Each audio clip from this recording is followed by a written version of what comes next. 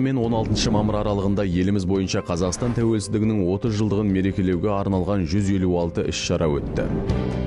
Елімізде қайырымды істер марафоны аясында 459 қайырымдылық акциясы өтті.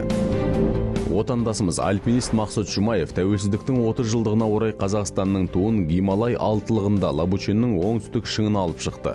Атап өтсек, Мақсұт Жұмаев Эверестті 2 рет бағындырып, әлемнің барлық 14 биік шыңына көтерілді.